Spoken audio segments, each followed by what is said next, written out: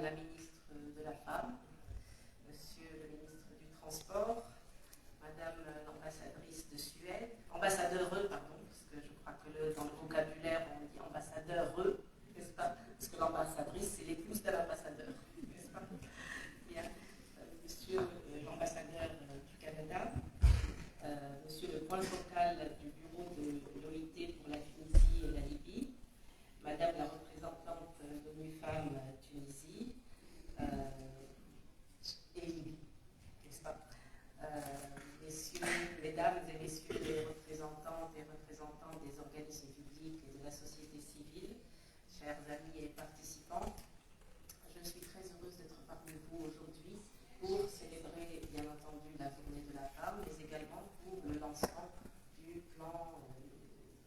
dont nous a parlé Madame la ministre de la Femme, qui est ambitieux et qui vise à combiner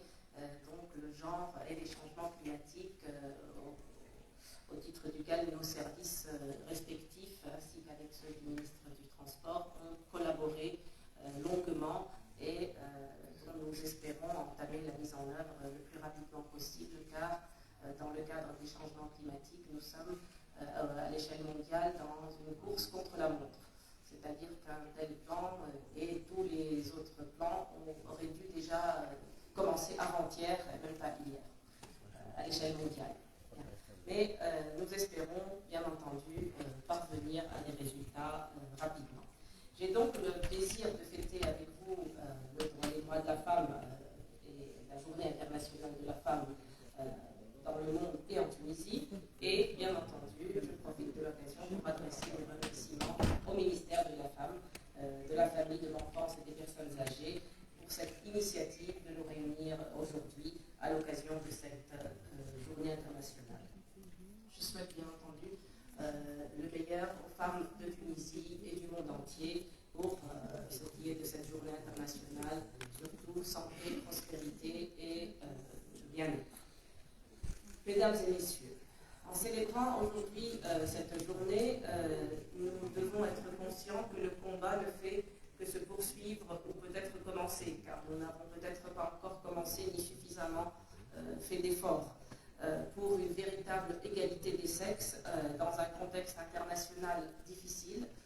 actuellement encore plus difficile, caractérisé par l'amplification des impacts liés au changement climatique et l'intensification des risques de catastrophes naturelles qui n'épargnent aucune région, aucun pays, aucune communauté ni citoyen de notre planète, auxquelles s'ajoutent donc les catastrophes du fait de l'homme. En proclamant l'égalité aujourd'hui pour un avenir durable, comme indique le slogan choisi par les Nations Unies cette année, nous devons toutes et toutes œuvrer pour assurer une meilleure résilience des femmes et une amélioration des conditions de vie dans le monde entier. Les impacts des changements climatiques sont en effet plus lourds pour les femmes, qui constituent la majorité des populations les plus pauvres et les plus vulnérables et dépendantes des ressources naturelles vis-à-vis des menaces climatiques. De plus, les femmes dans le monde entier représentent des agents de changement et des leaders d'adaptation aux menaces et aux risques climatiques.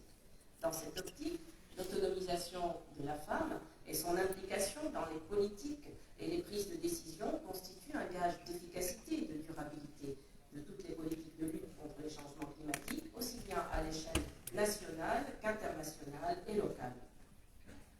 Aujourd'hui, mesdames et messieurs, les changements climatiques ne constituent plus seulement une menace